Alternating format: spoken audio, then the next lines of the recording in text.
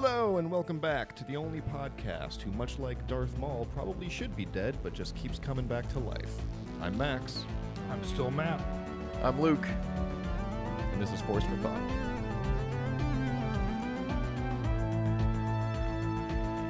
It's a weird jump that we're doing because the audience isn't going to know that we just had a big time jump, but we did just have a big time jump, so it's been a while since we've talked about stuff. We're here to talk about Season 2, Episode 8 of The Mandalorian, which is probably one of our favorite episodes of The Mandalorian, but it also happens right after a bunch of Star Wars news that we've never even talked about, so this is just going to be a random catch-up episode where I just real quick wanted to kind of pepper you guys with some thoughts on Kathleen Kennedy's leaving Disney. Jesus, so much stuff has happened. As well as the Maul trailer that dropped. And believe it or not, I actually don't have that many thoughts. So I'm curious what you guys think. On Maul Shadow Lord or on Kennedy? Yeah. Both. Matt, you can go ahead. I was just going to say, I feel like we should do a whole episode on stuff, but obviously, Maxwell, you said you did not have many thoughts. I have not watched the Maul trailer. It's been bananas. I spent a week in Park City, Utah for Sundance, and I watched 14 movies in 5 days. And so my brain could not handle any other screens. That's fair. Yeah, and so I have not watched it yet. And Kathleen Kennedy, it makes sense. I don't think she did a bad job. I think that makes a lot of sense for her. I'm glad she can move on and do other stuff with her life now. And I'm excited to see where Dave Filoni takes it, but I'm also on the side of caution and weariness. I think he's a perfect person to be able to greenlight things and oversee things. I think that might be a better suited place for him than like actually in some TV content creation. Again, just with the Andor aspect, which I would prefer more things to be like. How about you guys? I have no problem with Filoni and some other girl running Lucasfilm. I mean, Filoni made all the headlines, but it is a co-president situation with someone else whose name I didn't even commit to memory. Because, assumedly, he will handle creative elements of the job and she will handle financial and business elements of the job. And so I don't know her or consider her a household name, but we should look it up for posterity, I guess. I don't follow any of the toxic Star Wars YouTube channels that everyone talks about. The ones that said Kathleen Kennedy is going to be fired next week for the last 6 years. But boy, I hope they're not taking a victory lap right now. I mean, she's like 70 or 80 or something. Like, she's old. She was going to retire at some point. And so I can just picture it. Like, I knew it. And I'm just getting preemptively mad, and I shouldn't be. I don't think that this will change Star Wars much at all. I think the casual fan will not notice at all. I think the people who even like really liked Kennedy aren't going to notice. Like, what do you think is going to change? Nothing's going to change. They're still going to make movies. They're still going to make TV shows. Some will be good. Some will be bad. I don't get why we always made such a fuss about it. There's also the aspect where, like, it's crazy to me that we, the audience and the consumer, know who like studio heads are. Like Ted Sarandos. Like, you can say that name and people are like, oh, that's the guy from Netflix, right? Like, we're in such a weird world where people do that. I feel like that wasn't the case years ago. And now all of a sudden, because people don't like things in this digital age, and this sounds like such old boomer bullshit, but in this digital age, everyone's looking for someone to put the blame on versus not liking something and not knowing what to do with that because their mental state can't cope with it. And it's crazy to me that like you said, Luke, like people are like cheering that Kathleen Kennedy's going to step down. And it's like, why? They brought Star Wars back to us a decade ago, 11 years ago now. It's like, let's celebrate that aspect and let's move on to this next chapter now. But Maxwell, what do you think? Or Luke. Lynn Brennan is her name. I looked it up while you were talking, Luke. That's Best of luck, Lynn Brennan. Dave Filoni. I love that name for some reason. I agree with what you guys are saying. It's like I understand that, like, you know, as the head of Lucasfilm, yes, technically the buck stops with her. But, I mean, I've defended Kathleen Kennedy before by saying that a lot of the complaints that people have don't go directly to Kathleen Kennedy. Mm-hmm. Like, if you have issues with the writing, like the visual effects, this, that, whatever, like, just placing all of that at the feet of Kathleen Kennedy is really unfair. Again, I understand. Yes, the buck stops with her, but there's a lot of steps in between her and the actual like gripes that people have. So I've always defended her on the basis of like, look, she's pretty much just like the business side of Lucasfilm, and that's basically what Lin-Manuel Brennan is taking over. So the announcement that Dave Filoni is made president, it feels good. I like it. I'm glad that they did, but it does definitely feel like fan servicey because he's still just the chief creative officer. Or he's the president and chief creative officer, which they already made him, I think, last year or something like that. Which again is a good thing. A lot of people cheered when that happened. So I'm not like saying like it's bad or anything like that. But I agree with Luke. I don't think anything's going to change. I mean, Dave was already the chief creative officer, so I think if Kathleen Kennedy stayed in this position for another 3 years, we're still going to get all the same stuff that we're going to get. It doesn't really make a difference. And that's kind of why I didn't have like a strong opinion on it either way. Like I think Dave being in charge of the creative stuff is the right role for him. Yeah. I mean, can you imagine his grandma on LinkedIn though? Should be so proud of him. First, just left and right getting promotions. Amazing. I like to think he updated his Facebook status that he has with 100 people in a very private, heavily filtered friend community. Just got a new job. Wish me luck. And then everything with Maul looks amazing. Matthew, you got to check out the trailer. It's great. Maybe we'll do like a trailer breakdown in the future. But I don't really have any notes. We won't. It comes out like in like crazy. a couple months. I think April is the first episode. Yeah. I know it ends on May the 4th, so it's going to be a quick burn. I did not look at that, the end date. So how many episodes is it? I don't think it's that many. Now I'll look it up. But yeah, it wasn't like that crazy. It was basically what you would expect. It looks really good. I'm very excited for it. I was very excited when they announced it. There's a lot of Inquisitors that are being included, which I'm going to be very excited for. Looks like we're getting more Marok content, which will be cool. Oh, nice. We're getting more. Apparently, his name is the Crow, the Inquisitor from Tales of the Jedi that Ahsoka kills. So that'll be cool. Kind of seeing like the rogues gallery of the Inquisitors. It comes out on Mondays, which is interesting. Hey, it's perfect for us. No, it's shit for us, actually. Monday, April 6th, with the first 2 drop, and then 2 a week until Monday, May 4th, when the last 2 drop. 2 a week. Okay. That's a unique schedule.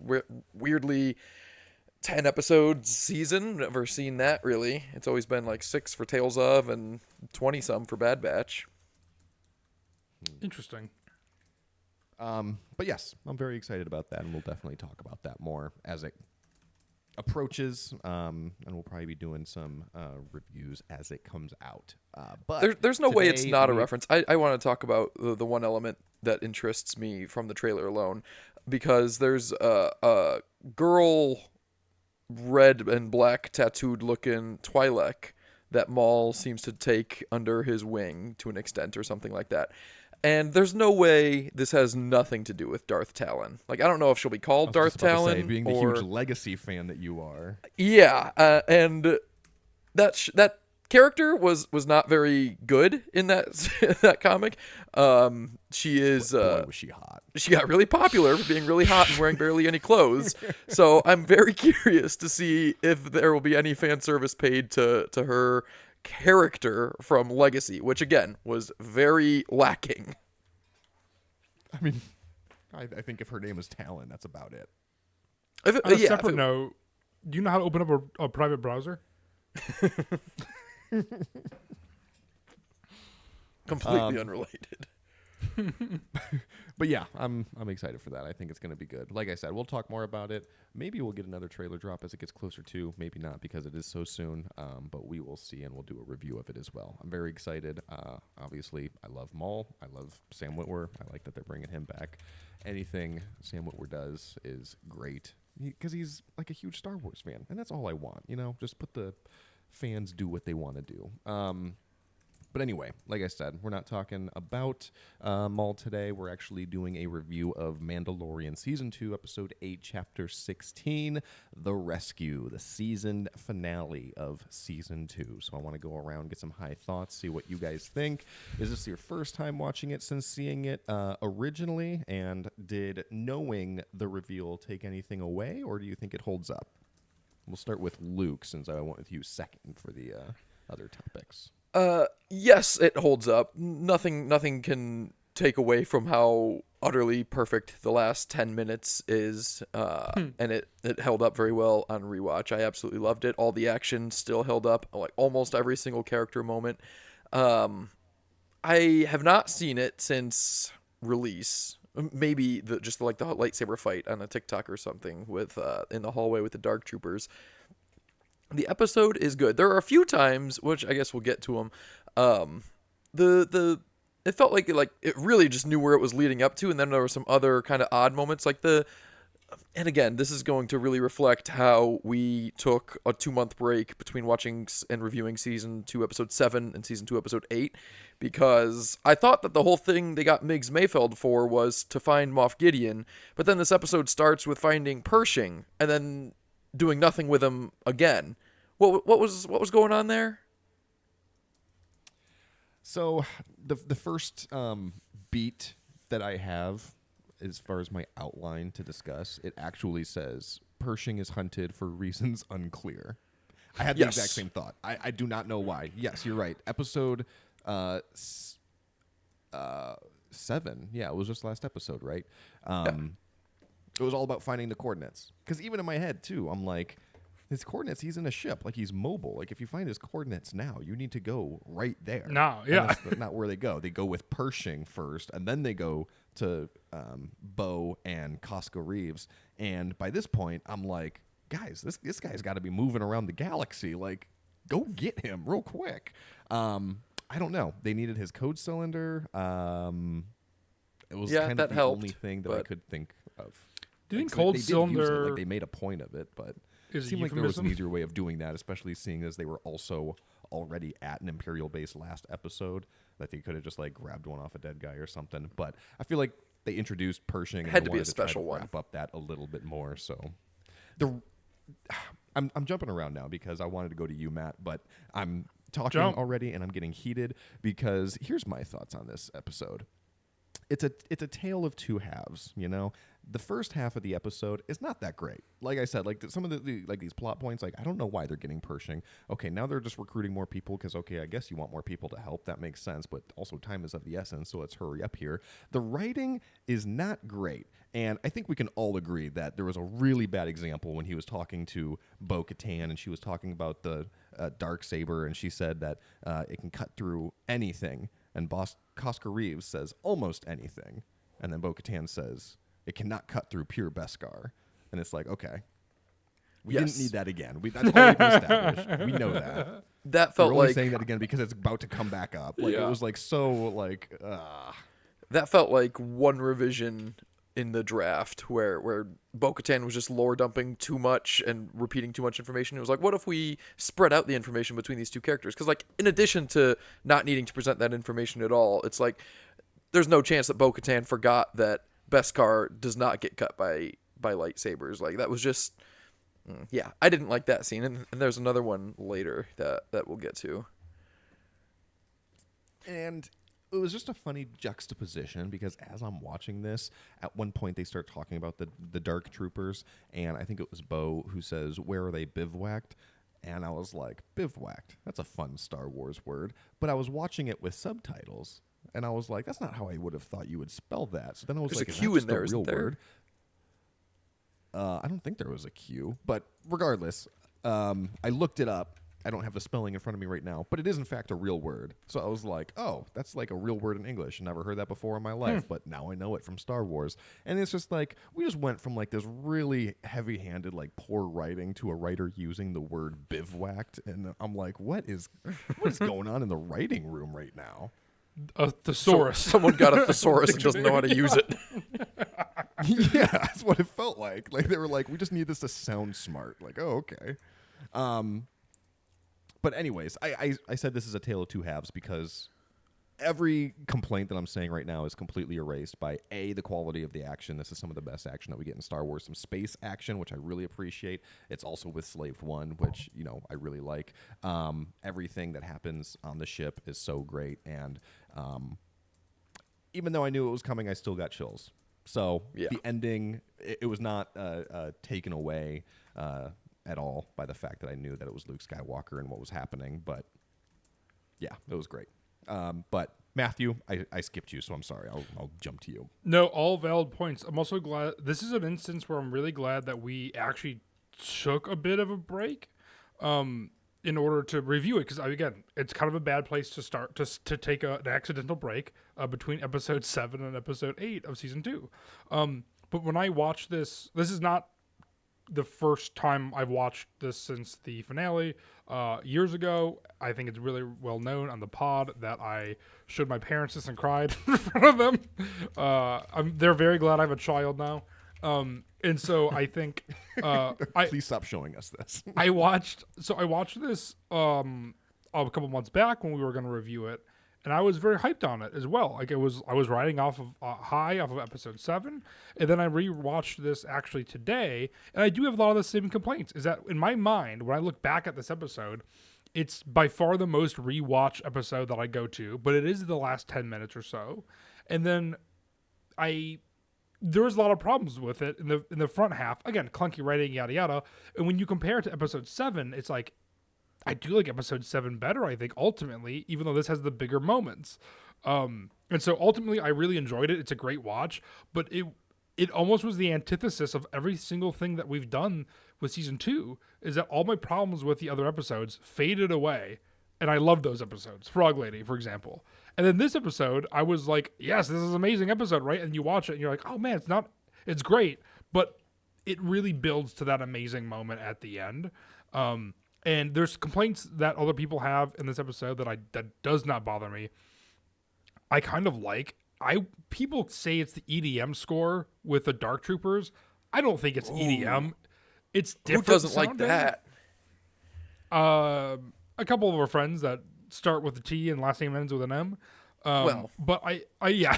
I mean, that was a big thing that I also saw when it came out. People were complaining about it. We're like, but it's like, to me, it's like that. Those are robotic beings and droids and whatever. Like, to me, it just makes sense to have like their own kind of vibe and score, and it's very insignificant. I love that. But it also senses danger. I agree. Rewatching it again, I actually liked it more each time. But there's things like that I think bothered other people that I really didn't mind. Overall, I still really liked it, but there definitely was some more, like you said, heavy-handedness, and why is Pershing randomly there besides to set him up for season 3, I guess, kind of, too, to be like, remember this guy? But yeah, it was not there to set him up for season 3. This episode was made to be the end of the Mandalorian and Grogu. Yeah, that it was, my friend. And it's a great end.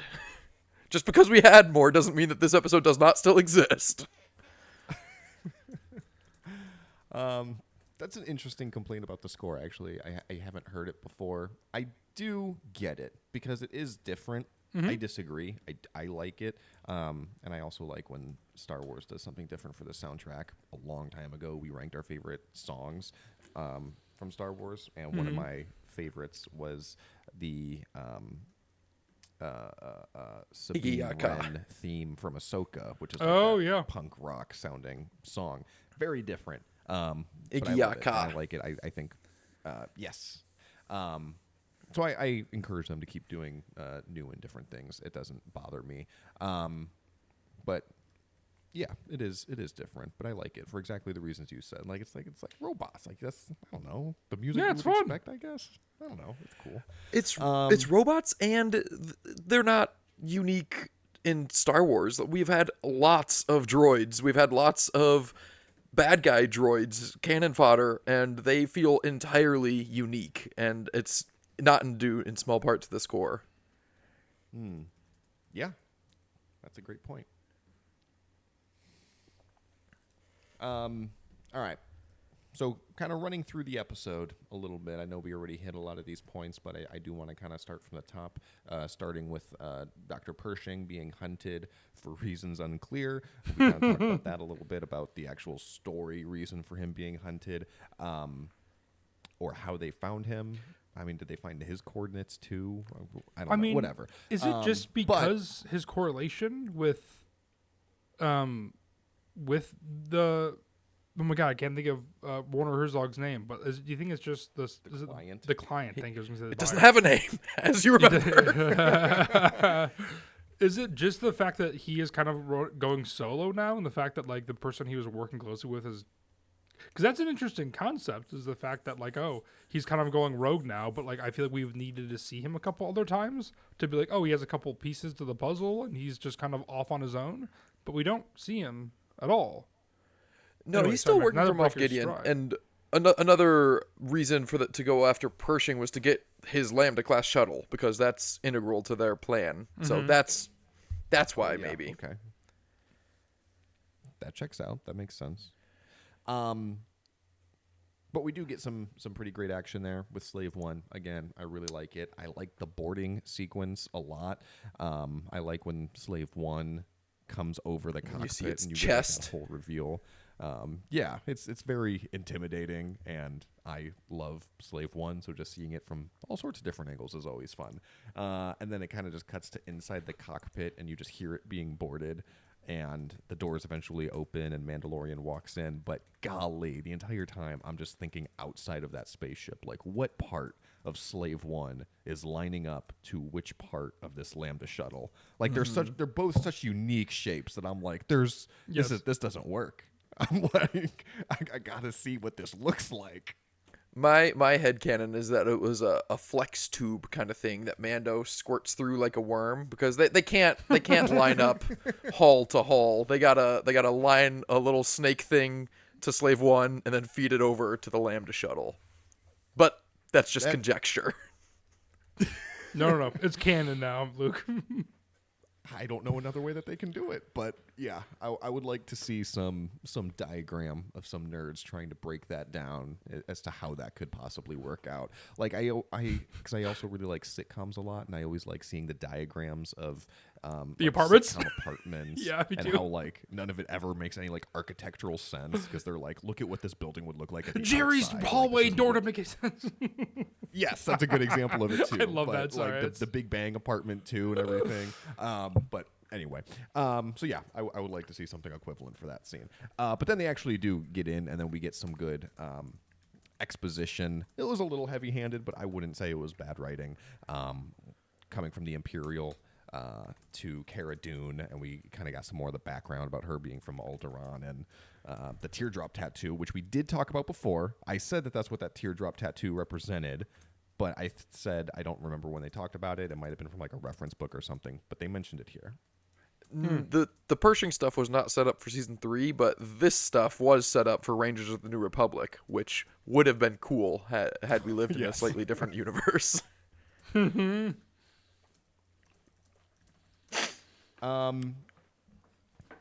then moving on, like I said already, so then after getting Pershing and the Lambda shuttle, they then go to recruit Bo-Katan and Cosca Reeves. Some of the writing in that scene was a little clunky, but I do like that they at least gave it a little bit more of an attempt to recruit them, because we've already criticized, I think twice now this season, that he's had to get somebody's help. You and they say, I'm criticized not it. helping. And Matt was with me too. I think Matt's Yeah, done it. the collective but then they view. say, I like, don't criticize that. The took the collective kid. view, the I'm M's. in. And it's like, oh, that's it. Come on, like give a little more of a pushback or something. So they did that, and it was appropriate. And we got like a little bit of a fight between Cosca Reeves and Boba Fett, which was cool. A little bit of a fight. Max, they shot their flamethrowers at each other at the same time in the same spot. That was so rad. And they counteract each other because Yeah. apparently it's like a Harry Potter magic wand where the streams just meet and push each other. Yes. They definitely would each not other. have just both burned each other's faces off in that moment. No, in Harry Potter's. That makes sense to me. I'm excited to review season 3 because there's so much Mandalorian action. The Mandalorian and Book of Boba Fett, they do such a great job with Mandalorian action, like using the full kits, like using their wrist cables and jetpacks, and just like the way they use like their little jetpacks just to like quickly jump to the other side of the room, stuff like that. It's just so satisfying to me. Because it's like in every superhero movie, like Superman is the common example because he has just like every power under the sun. So it's like, oh, why didn't he just do this in this situation? You know, it's like you can always nitpick that. And I feel like they really do take time to choreograph these Mandalorian fights where it's like, oh, and then you would use your jetpack to give yourself momentum. It's like, it makes sense. So, yeah, I like that a lot. I liked everything in that scene when they were talking to Boba Fett about him being a clone and them trying to, you know, make fun of him and calling Jango Fett his donor instead of his father and stuff like that. And then we got one of the best Boba Fett lines in the show when Bo-Katan says, "I've heard that voice 1,000 times," and he says, "Mine will be the last one you hear." Mm-hmm. That's a good line. Great line. Add it to the counter if we're making it official of if that isn't the Stifling calling the Quack to Slimy, or the other way around. I attributed that to Book of Boba Fett, but this is now at least the second time that line has been said in Mandalorian. All right, and then moving forward, we get a little bit of the plan to board the ship. And I really like this scene, everything with Slave One, how they're kind of staging this fight, and they're claiming it's an emergency landing, and seeing the mechanics of how that launch tube works and seeing the TIE fighter get into position and then, you know, get that POV shot was excellent. It's amazing. It sounds so stupid, but it's like I love like the nitty-gritty details of that. Like we've talked before about Book of Boba Fett and how Matt and I just went crazy when we got to see Jabba's garage. And we were just like, yes, this, for some reason, this is the content that I want. Watching how a light freighter operates is like, yes, if you can make like an in-universe 15-minute introductory video of like orientation for a stormtrooper who's new to working on a light freighter and just put it out to the masses, I would watch that. I would absolutely love that. I don't know how to pitch this, but I would like Nathan Fielder to do a Nathan For You style show in the Star Wars universe. So that way it's trying to fix problems that we know as the audience, but we would also see how things are actually working in depth and the dumb corner of the universe. And that's a very niche audience that would want that, but I think you have at least 2, maybe 3, Luke, of us on this podcast alone.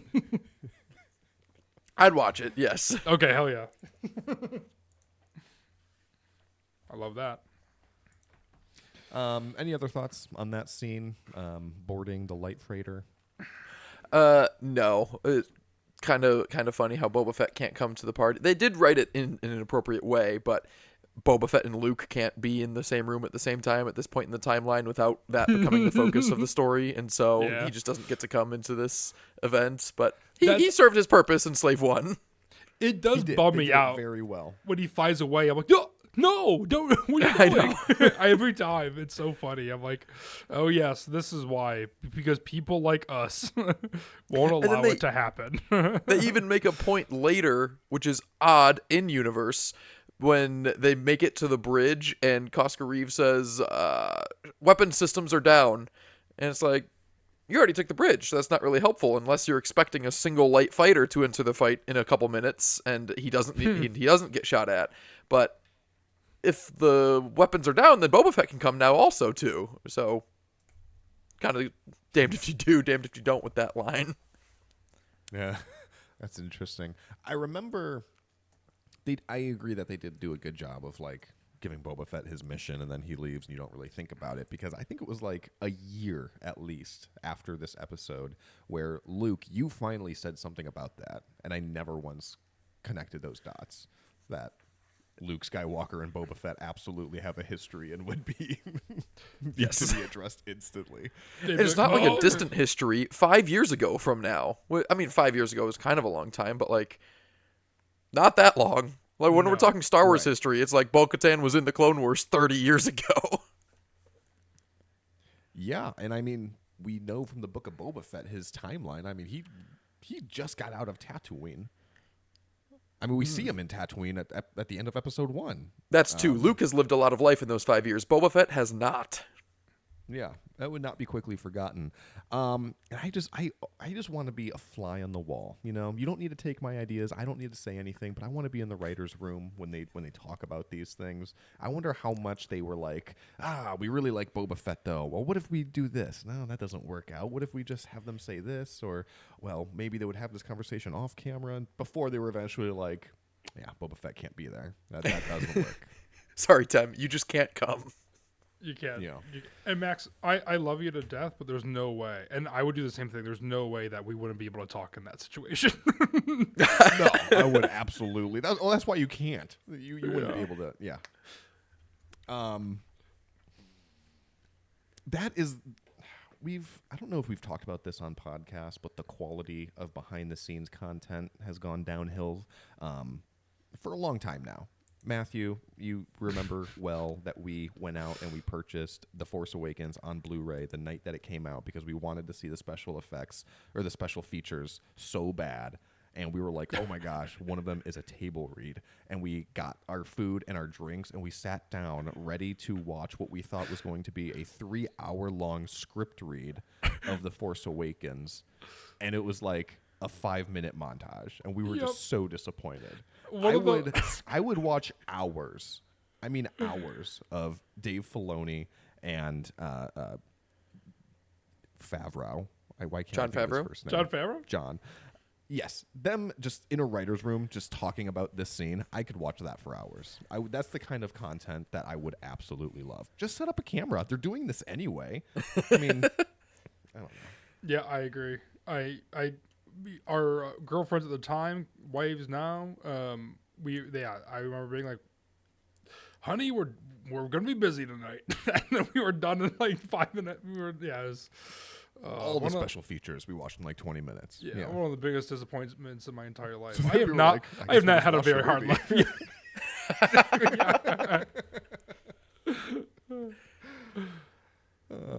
All right, and then so they board the ship. They go their separate ways. The girls head towards the bridge, and Mando fights the Dark Trooper. I like that sequence. I think they did a very good job of showing Mandalorian struggling against one to really help emphasize the threat that, there's, I forget how many, like 40 of them that are about to be unleashed. Yes, that was a good sequence. We are well into the territory of Mando being a shit fighter, though. And it's like, would it have been better if we saw Costco Reeves struggle against a Dark Trooper to sell that they're difficult opponents? I also love the bridge scene is great, but the thing that annoys me in this episode with Moff Gideon is he consistently reminds you how many Dark Troopers there are. When he was like, and now you will face all of the Dark Troopers. It's like, okay, yeah, it's scary just visually, I know it's usually a show not tell situation, but my God, like this man does not know that rule. No, they did a very poor job of telling and not showing in this episode. With the exception of the last 5 minutes. Luke Skywalker showing up, Mando taking off his helmet, all that perfect visual storytelling. But the first 40 minutes of the episode were not great. Like, why? In that regard. That's why the show, gives me whiplash, because every now and then I'm like, well, this is still a kid's show. Like, I know it's live action, but The Mandalorian, it is still very much made for kids, so I can, let some of this stuff slide. But then I think about the ending of this episode, and I'm crying like a baby, and I'm like, this is not a kid's show. That's not how a kid's show ends. You don't rip them apart like that. The family stays together. What are you doing? So yeah, that's the back and forth. It's not completely unrelated, but we haven't recorded since Christmas, and I wanted to share this moment because it was a weird full circle moment for me where my oldest daughter got some Doorables, just little tiny Disney action figures, and it was a Star Wars pack, and one of them was Yoda, and she picked it up, and she doesn't really watch Star Wars. She doesn't know who anyone is, so she just picked it up, and she's looking at it, and she's like, oh, Dad, look, it's Grandpa Grogu. And I was like, huh, that's fun. Because Grandpa there was always Grogu. Baby Yoda, and now I'm like, oh, wow, we've already hit the part of our timeline where Yoda is now Grandpa Grogu. Oh, God. I love crazy. that. was just it was like a fun full circle moment for me. But anyway, so the fight on the bridge was also good. This is another part, like, it's just mostly action from here on out. Yeah, but man, it's not that I don't have any notes, but it's all just positive. Like, it was well choreographed, everything. Like I said, they were using Mando's kit very well. The bridge scene's great, though, I will too, say, sorry, go on. No, you go. I love when the stormtroopers come out, and all of a sudden, Bo-Katan and wrestling lady jump off the bridge instantly. Like, they're such good fighters; they just instantly jump off the bridge. They know how to use their jetpacks.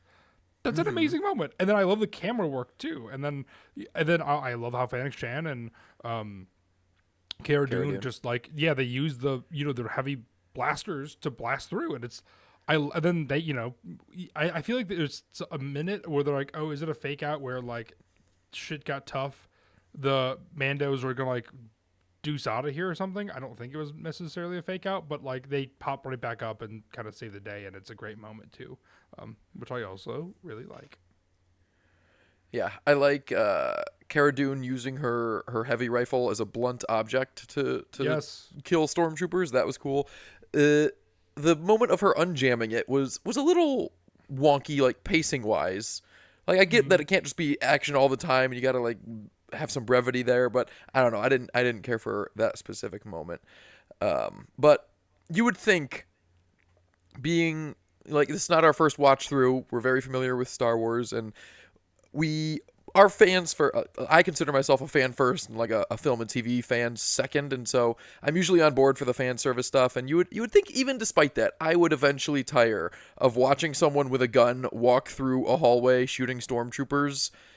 But I don't. Like, this is like the fourth or fifth sequence from this season alone where we see that for an extended period of time. And every time, I just love it. Yeah, it's cool. I agree. Yeah.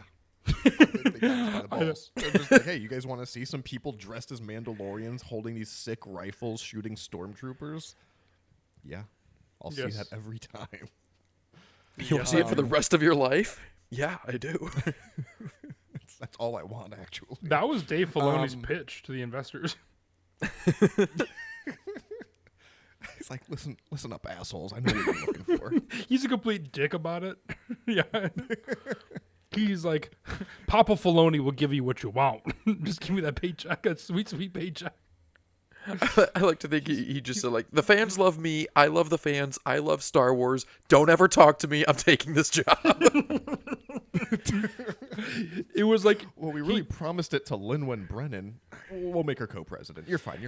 He doesn't know what a hostile takeover is. He's just hostilely taking over. It's really like the opposite of like most stories you hear, like Harrison Ford, like how like he does not put up with the fandom, like he does not care about the fans one bit, but by like all accounts, like everyone always loves working with him. He's great on set and stuff like that. Dave Filoni is just the polar opposite. Everyone on set just like, fuck this diva, and then he gets out at Star Wars Celebration with the fans, and he's crowd surfing, and everyone's loving him. And he's like, I am your god. Yeah, he's the next Harvey Weinstein. I'm calling it.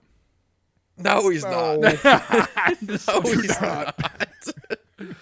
If he's gonna follow in George Lucas's steps, he's got to be on the logs. He does have to get himself in these logs. For you to say something. Yeah, I know. I'm so sorry. Just another comment that's gonna date this recording because we just got another dump yesterday or whatever.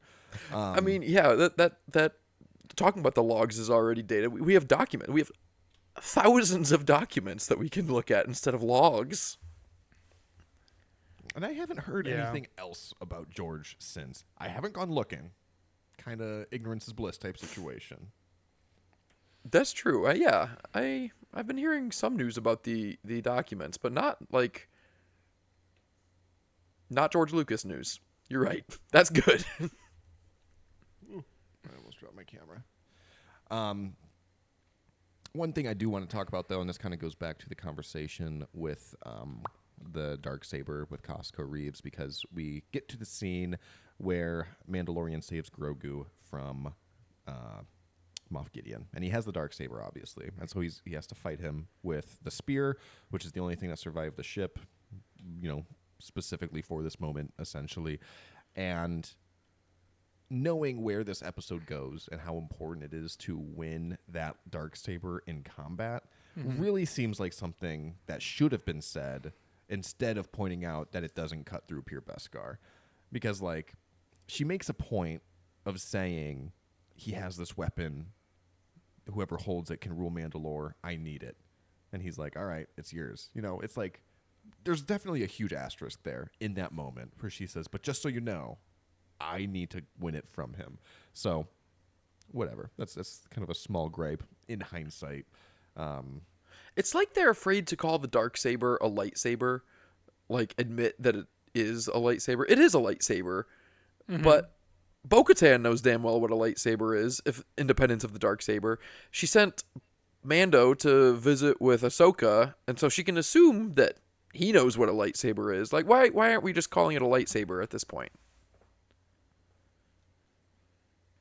Because it's a Darksaber. It's a Darksaber, yeah. It's a you gotta different call it the Darksaber. thing, I guess. You gotta just describe it exactly as a lightsaber, but not say lightsaber. Yeah. Yeah, I'm with that. Yeah. Also, That's I feel exactly what you need to do. I'll sit in the alone camp on this. It feels different to me for some reason because the handle, the hilt, it just feels different. I don't know.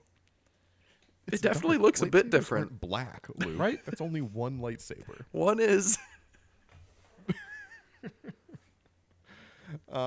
Luke's like, fuck you guys. I don't want to. Let's take another 2-month break. No. But this scene has the other poorly written dialogue that bothered me when Moff Gideon is exposition dumping, and it's not really fair because these are the questions that we wanted answered all season. This is a season finale, and there could have been more tact in writing these scenes, but whatever. There's a lot of information to get through. But Mando even says, "Where is this going?" Like, okay, let's start wrapping this up. And then Moff Gideon says, "This is where it's going." And I thought that's when he whips out his Darksaber and starts whooping on him. But then he just talks for another 5 minutes. Like, just drop those 2 lines at least. The "where's this going" and "this is where it's going." That's a clean cut. Like, what do we? That part bothered me. What are we doing here? That's a good call, Luke. It is one of those things where, again, Moff Gideon, cool guy until he's on screen. Like, Moff Gideon is a cooler person in theory, I mean, especially coming off the heels of Breaking Bad, like at the time, obviously, like years ago now. But you're like, oh, Giancarlo Esposito, amazing. And then we got a little glimpse of him in season 1, and we're like, okay, very cool.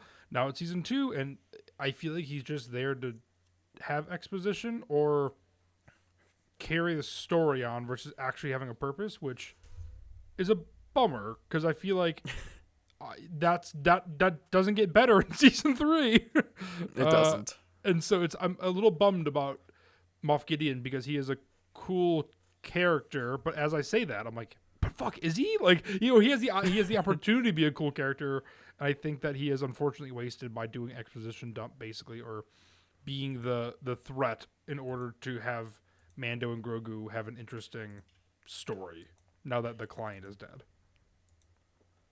He is definitely a over-the-top, very hammy villain, but they did do a very good job of his iconography, like his costume, the helmet that he wears his in presence. season 2.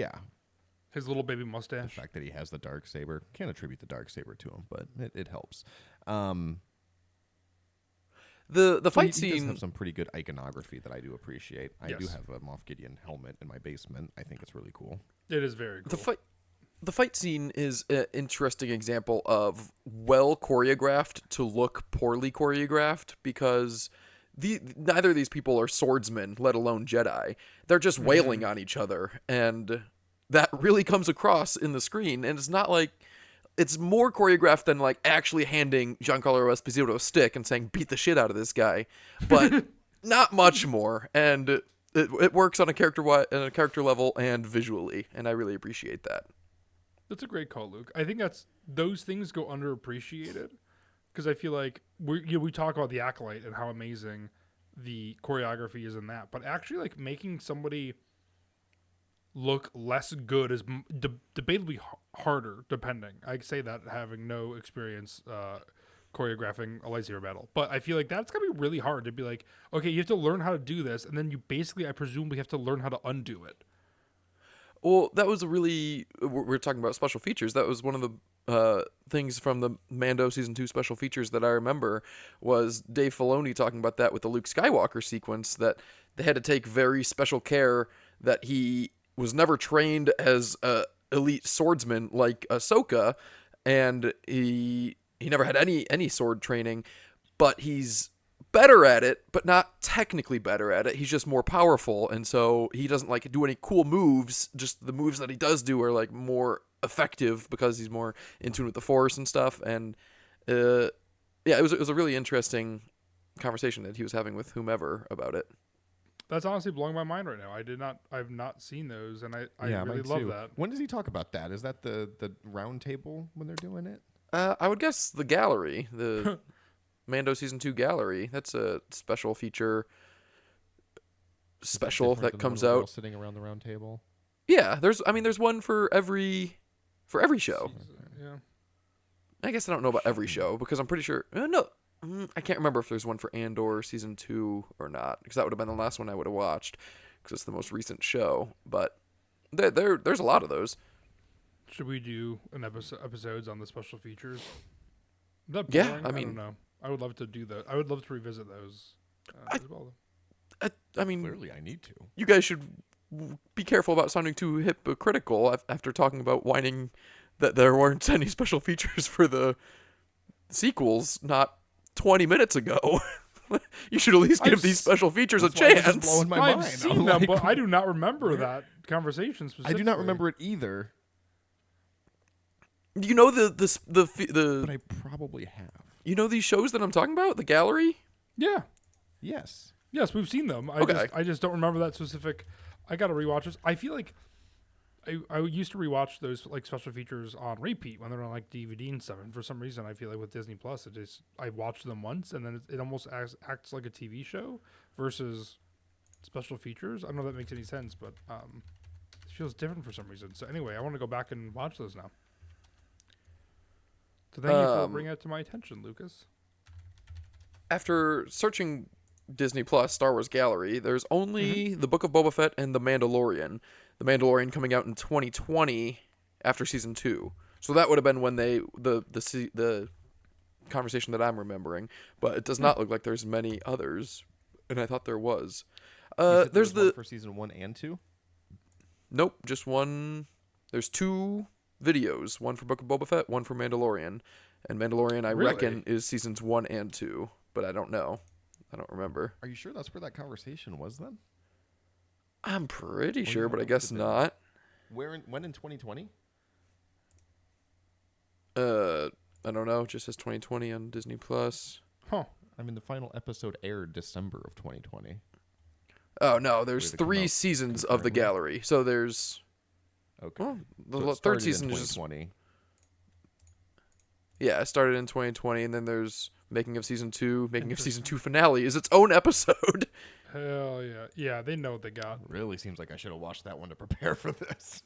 And there were 8 episodes. So there was 8 episodes of season 1 of Star Wars Gallery, The Mandalorian, 2 episodes of season 2, and 1 episode of season 3.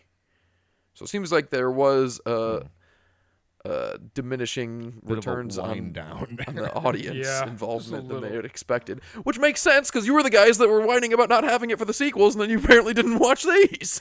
No, we did watch them. I did. I watched them. It was just one episode. That's why we don't remember it.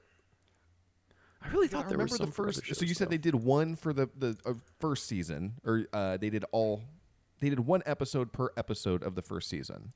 It's not There's one 8 episode. Episodes. There's 8 episodes, but it's not. 8 It's episodes not that. total. Yeah, there's an episode about the tech, an episode about practical, an episode about the score. It does look good. We should watch it. We should watch that. Anyway, cut all this and maintain your legitimacy on wanting to watch Matt, special make sure- features. Make sure we sound better than that. Yes. All right. Anyway, so there was some drama on the bridge. I kind of talked about this already, but obviously, Mando bests Moff Gideon drags him to the bridge, and then he has that encounter with Bo-Katan where she talks about the Darksaber needing to have been won in combat. And Mandalorian's like, all right, well, we fight. I concede. It's yours. And she's like, no, it doesn't work like that. And I'm like, it kind of should work like that, though, right? This rule kind of seems pretty arbitrary to begin with. I don't see why. There's an Obi-Wan Kenobi documentary also, A Jedi's Return. I remember watching that. There's not one for the Acolyte or Andor. Oh, shame. It was mostly just Ewan McGregor standing in front of the volume talking about being Obi-Wan. That tracks. But is that what you want? There was a short special look at Ahsoka in 2023, which is like right when it was coming out, and I kind of remember that. That was like right before it came out to be like, get hyped. Yeah, I think that was like when they started doing like those videos instead of trailers, right? That one was like 2.5 minutes. Like it was basically a trailer. It was 8 minutes, but yeah, that's what it was. The same, but did that different. For something else too, didn't they? Maybe they did it for some Marvel movies around then too. I believe they did. It was a weird trend. Multiple people were doing that. But all Disney. Yeah. But anyway, any thoughts on that scene, the drama on the bridge before the Dark Troopers start to break in? I like the plot point that the Darksaber needs to be won in combat, and it's like a superstition for Bo-Katan. That's obviously explored a lot more in season 3 to varying levels of satisfaction, but that all makes sense to me, and I like that in this episode. Moff Gideon was surprised that Mando was sparing his life, and then he shot Koska Reeves and then tried to shoot Grogu, and Mando dove in front to take the bullets, and it's like, just shoot him. You should have shot him 10 minutes ago. You should definitely shoot him now. But plot. And then he tries to kill himself, and he stops him. Yeah, that too. Kamikaze. But no, I like that scene, but it is preamble, because then it happens. Yeah. All right, and then we start to see the Dark Troopers break in, and this is obviously the grand finale for the entire season. The Dark Troopers are punching through the wall, only for a lone single fighter to make its way into the shot, and we see a hooded Jedi make his way through the ship, making short work of these droids, only to find out that it is, of course, Luke Skywalker. One of the greatest endings. Well, there's more after this, obviously, but I don't know. One of the greatest reveals in all of Star Wars. Yeah. It's great. I mean, I don't have any complaints against that. I think they did a great job. It's something I didn't see coming at all, even though it's a fan servicey show at points. I was like, well, they're not. I mean, how do you even think about going about doing that? And they did it, and it's great, and it's fantastic, and you get a little R2 moment in there as well, and Mando taking his helmet off gets me every time. I know he does it before, but it just feels extra special this time, and they've gone through this huge journey. And I know we talked about how this presumably should have ended after season 2. I do feel like as we mentioned before multiple times, the whole world has, I feel like, in the fact that it's like, oh well, maybe they do a different Mando, like Bo-Katan in season 3 and yada yada. But it does, obviously this feels like an amazing ending, but at the same time I want to see what happens next, and they just take it in a completely different direction in season 3 because of Book of Boba Fett, obviously. And so it was like, it feels like they could have used maybe not another season of Mando, but I feel like the story doesn't have to end there, and I like that idea that it doesn't need to continue with Mandalorian season 3. These characters just out in the universe and will pop up at different moments. I'm not saying anything new here with that sequencing. I don't think Mandalorian season 3 is weird because of Book of Boba Fett. I think in part it is the Book of Boba Fett that is weird because of Mando season 3. It's all the same. Yeah, this is all semantics. It's all Mandalorian season 2.5 that is just epilogue to for financial gain. But my point is, I agree with what Luke said about how this was supposed to be the end of their story, and then obviously it was super popular. They're like, well, let's just keep going, and then whatever. We'll But what a see. great I'm end. excited to run those episodes. I did that on purpose. The reveal of Luke Skywalker, there's a lot riding on it, and they did it so perfectly. The X-Wing reveal, amazing. The man in a black cloak with a green lightsaber, perfect. This man has black glove on right hand with Luke Skywalker's lightsaber hilt. Amazing. Hallway scene, like Vader does. Slicing up all these dark troopers that were properly established as menacing foes. And then they had built enough goodwill over all these moments that it's not much of a problem when he flips down his hood and it's deep fake Mark Hamill and is like kind of a jump scare at first, but I'm still in it. It's a close call, but they did overall stick the landing for me. I definitely will not argue with someone if they say he looks too unreal and it is unsettling and they don't like it. I get it. I like it. Yeah. I like it. I don't know. I really haven't heard that many people complain about the deep fake Luke Skywalker. The thing is, I remember having that same reaction, though, when I was watching Rogue One for the first time and being like, oh, wow, Grand Moff Tarkin, like, that is clearly not, what's his name, Peter Cushing. Mm-hmm. But then afterwards, I think my wife saw it with me. And I asked her afterwards about it, and I was like, so did you realize that wasn't a real person? And she was like, oh, no, I assumed that was an actual actor. And I was like, that guy's been dead for like 30 years. And she's like, wow, that's crazy. And I'm like, that is crazy that you didn't notice that. Mm-hmm. Like, to me, it's so obvious. But I feel like because I'm so familiar with Luke Skywalker and Mark Hamill, that's partly why.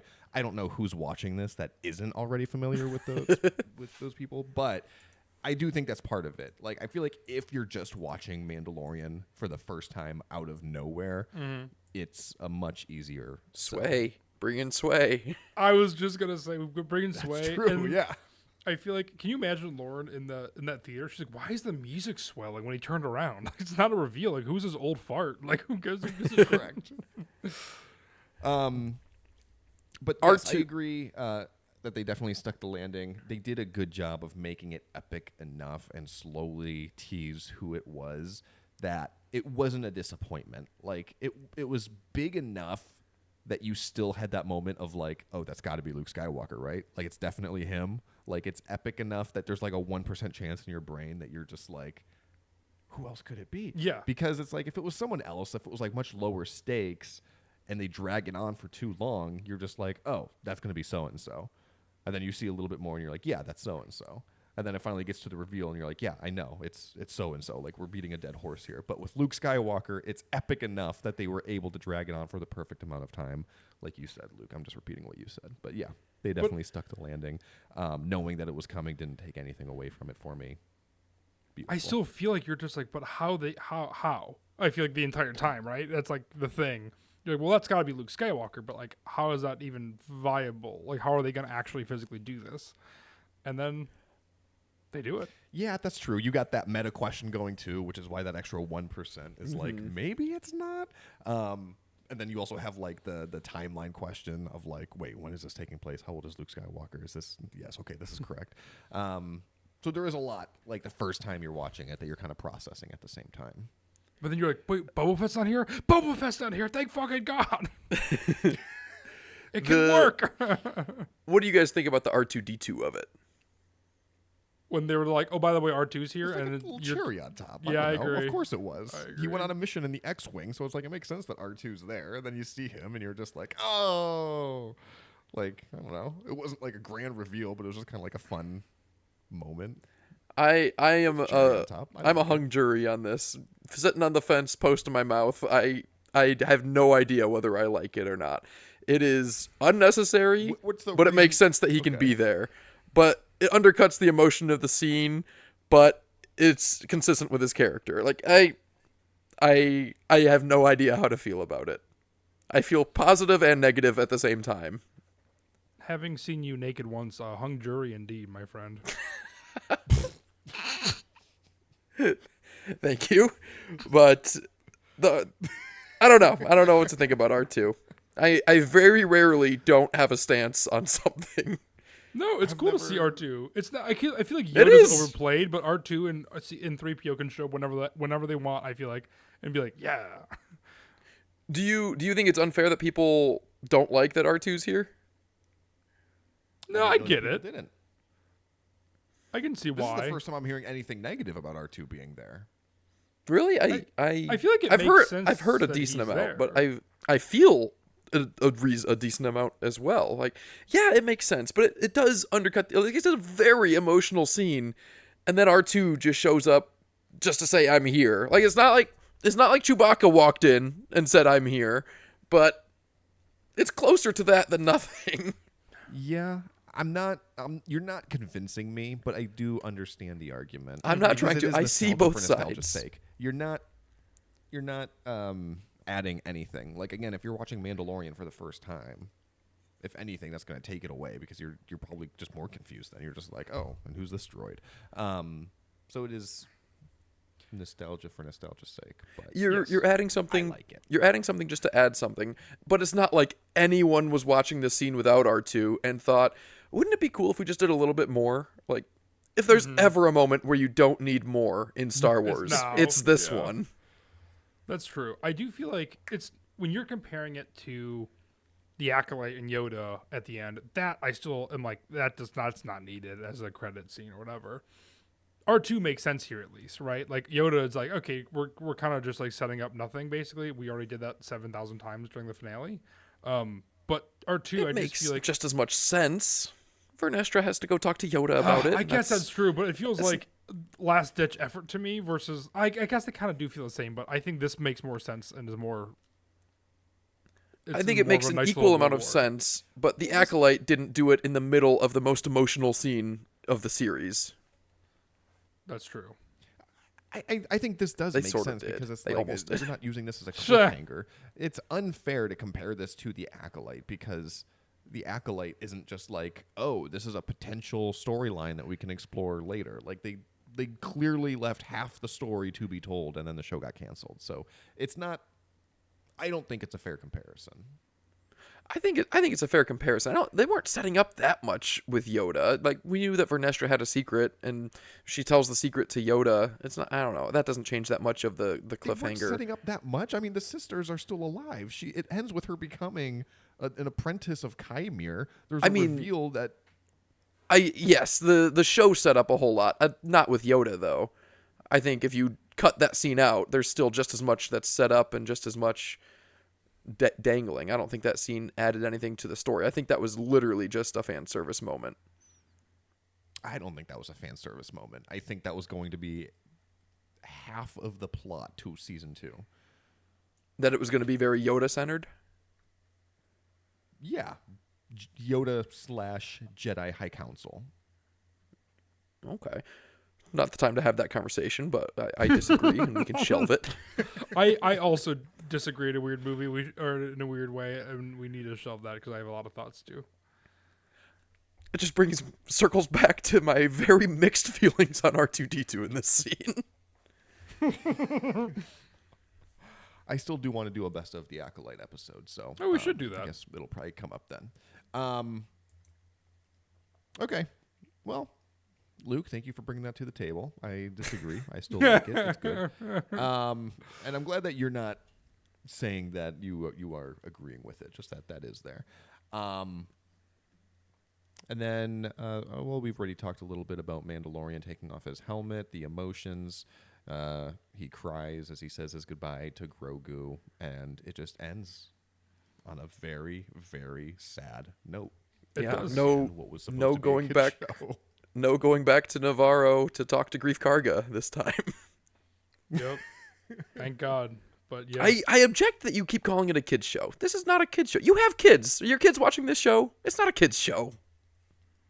I don't know what you would call it. Young adult? I mean, if you're watching Harry Potter, you're watching Mandalorian.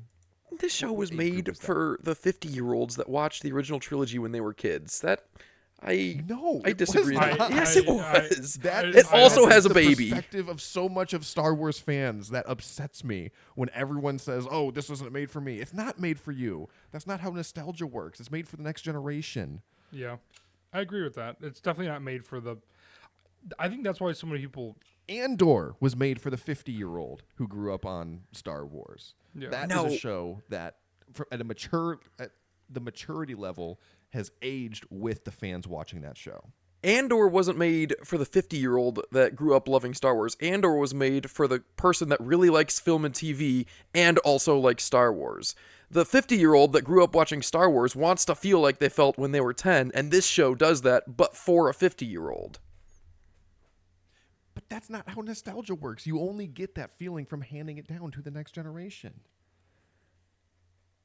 We should take It's a whole thing that We should take a poll. I've been to thinking see. a lot about nostalgia lately, right? Like the whole thing with like Disney adults and like how weird it is that like these people keep going to Disney as adults to try to recapture the magic as a kid. It's like it's not going to happen because you can't experience Disney for the first time as a kid again. Like the nostalgia comes when you have kids of your own and then you get to bring them to Disney and then you get to relive that from a different perspective of sharing that with your kids.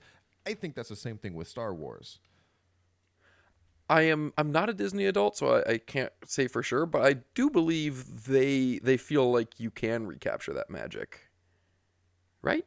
But you obviously can't. It's a I mean, I don't think I would, but I'm not a Disney adult. I think they think they can, and they do. I think they can, but I don't think that they do. I think it leaves them And empty you inside. know what they feel better than they do. These people, yes. In a very judgmental way. At least you're committing to the take. But that's yeah, whatever. I mean, to bring it back to Star Wars, that's how I feel about Star Wars too, because I feel like the people who like the sequels the most are the people with age-appropriate kids who are able to show this with their kids, and then they're like, yeah, it was good. I watched it with my kid. He loved it. Like, and then you have like these, well, I guess it would be my age. So, 30-year-old kids who grew up, or kids at the time with the prequels who expected the sequels to grow up with them and be a movie for them. And it's like, no, it's not really for you. It's for you to hand off to the next generation. It's true, Maxwell. That is a very good point. It is, yeah. I don't disagree with that point. There's a whole other aspect too that we don't need to get into now because this seems like it's a more of a different thing. I feel like I'm already regretting bringing it up, but there is an aspect where you try to add any sort of diversity in, and most of the market is meant for straight white men. So when you bring in, Black Stormtrooper, you get a lot of backlash. Yeah, that doesn't make the 50-year-old white man that grew up watching Star Wars feel like he's 10 again. That is true. That was a big thing they were talking about is in the industry. Anyway, not to put a damper on it. Are you going to show Well, this now that show Matt's to your made kids? this weird. Are you going to watch the show with your kids soon, Max? Not soon, because my oldest is only 5, but I mean. So when you say kids, how old are you talking? 10? I mean, it's the same. Like I said, with like Harry Potter. Yeah, I think what's an appropriate age to start watching Harry Potter? I think 5. our nephews started watching it. 5? No, I mean appropriate meaning not just. Hey, I'm probably coming in. This means that they also have to understand a little bit of what's going on. I mean, if I sat my 5-year-old down in front of the TV to watch The Mandalorian, I'm not thinking like I'm scarring her for life. Like, it's not inappropriate in that sense, but it's not age appropriate in that she's following the plot and understanding. Mando slices that guy in half in the door in the first 2 minutes. Okay, so yeah, I guess that's a good example of why maybe it's a little bit higher than 5-year-old. I think it's more. I think Harry Potter. Well, it's hard with Harry Potter because the first Harry Potter movie is like a 5-year-old movie, and the last one is PG-13 for sure.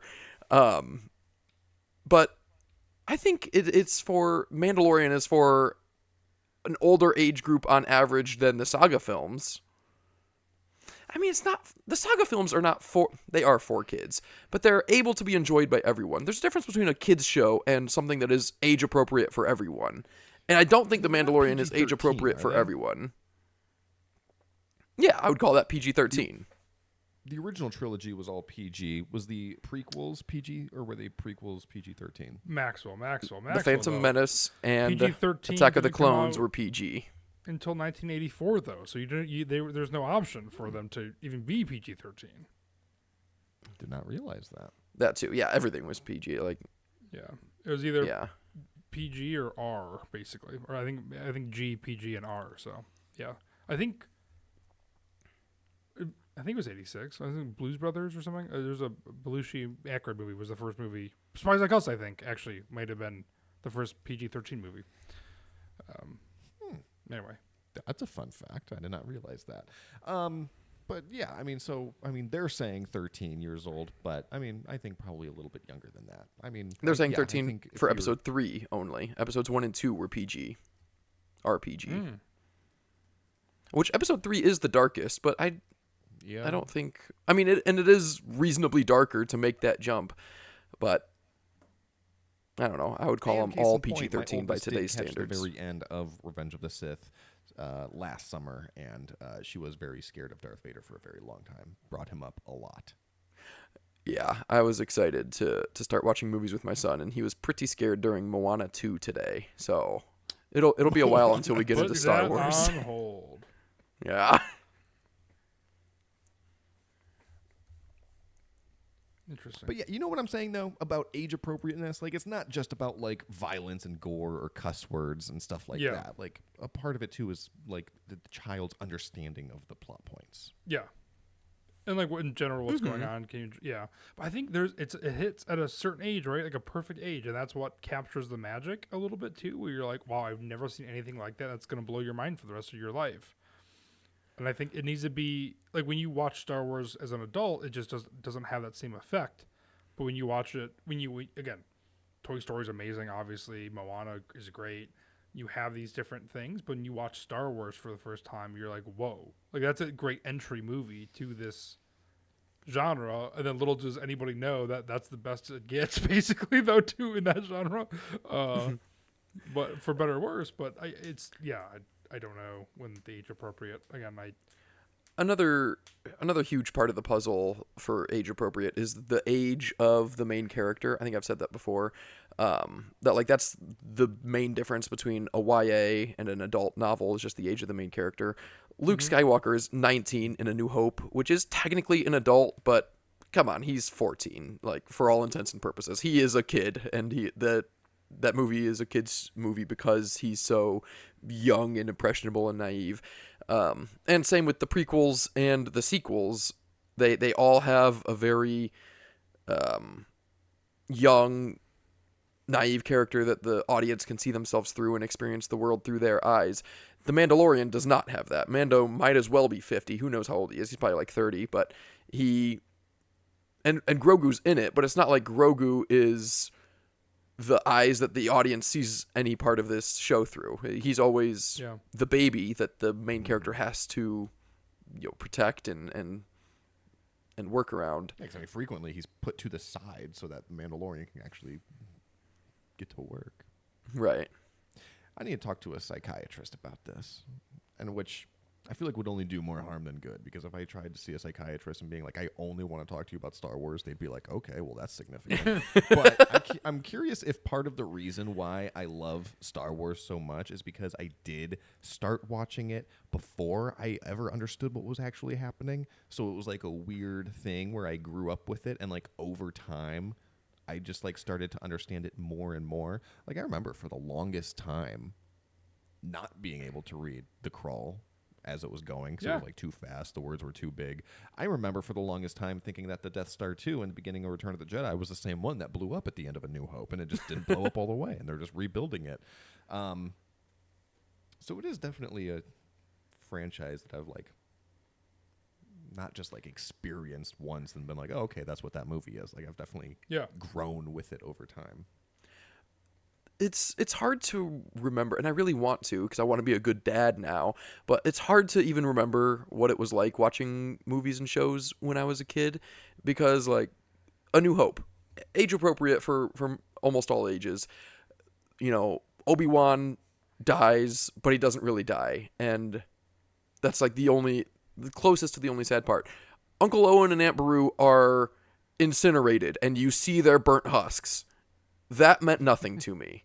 I had absolutely no reaction to that until I was probably 15. Like, they were just some like people that I didn't care about. They'd be taking notes very, very quickly right now, being like, well, that's okay. Keep going. Yeah, like, fast forward. We're about to meet Han Solo. Please just keep going. I agree. That is interesting. I think there was... But Max, you're sounding like me when we first started this podcast of like trying to figure out the idea of Star Wars and understanding yourself a little better with it. And I think there's an aspect maybe of watching things that are less age appropriate when you're a kid stick with you longer, sometimes for the wrong reasons, like scary movies and yada yada. But I think Star Wars, for example, is something that you can watch at a younger age and pick up a little. That's why some of my favorite movies, right? Shaun of the Dead. When I first saw it, I was like, "This movie's really funny," but it was also a little scary. And then you are able to dive in, and you're like, "Oh, every year I get a new joke out of it." And I mean, Star Wars is like the mecca for that, where like you can dive into each character and watch it from a different perspective and pay attention to a different character, and that's why it's so good. Yes, I mean, for the last 3 years that we've been doing this podcast, the lore and all the canon of it, because you get just a random name drop, and you're just like, oh, well, what does that mean? Yes. Like the classic example of A New Hope, long before the prequels were ever even conceived, he just kind of casually name drops, oh, your father fought with me in the Clone Wars.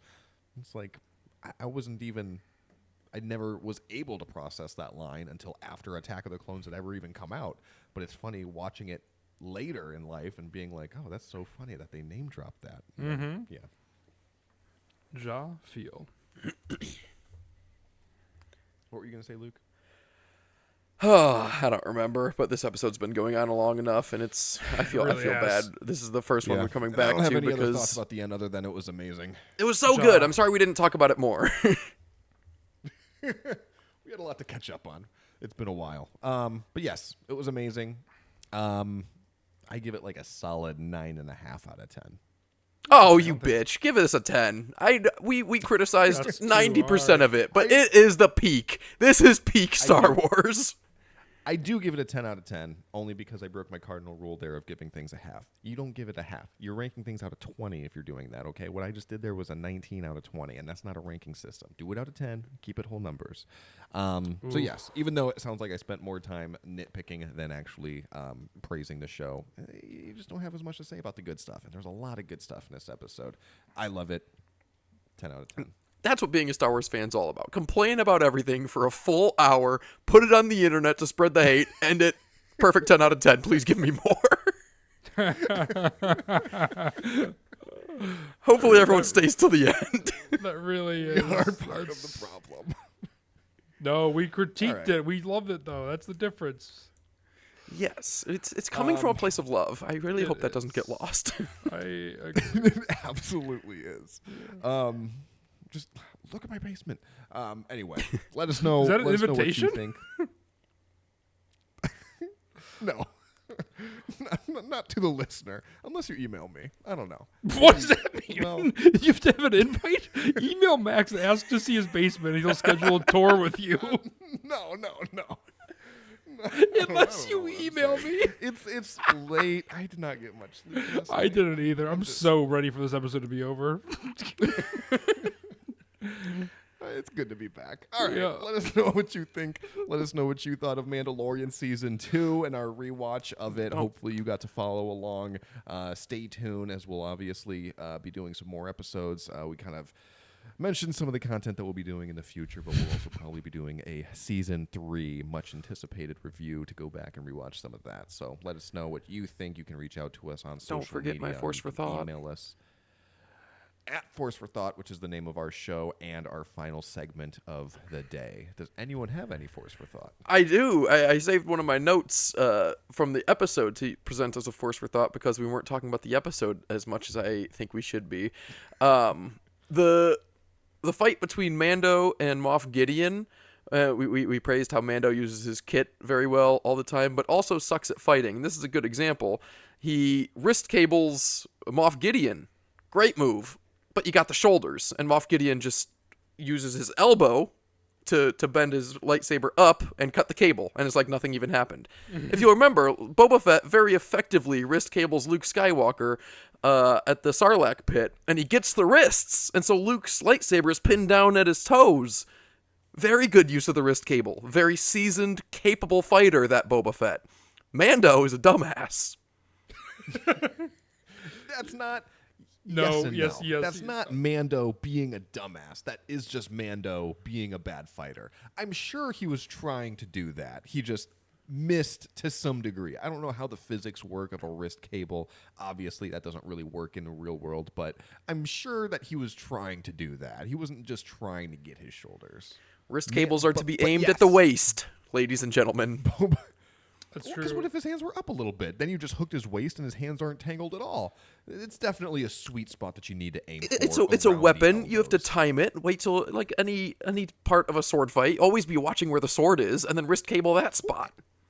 And it's not easy. I mean, you think Mando's just out back practicing his wrist cable every night? No. No, you practice clearly it as the not. opportunities arise. He should be watching the tape, and he's not. Yeah, it's a good call, Luke.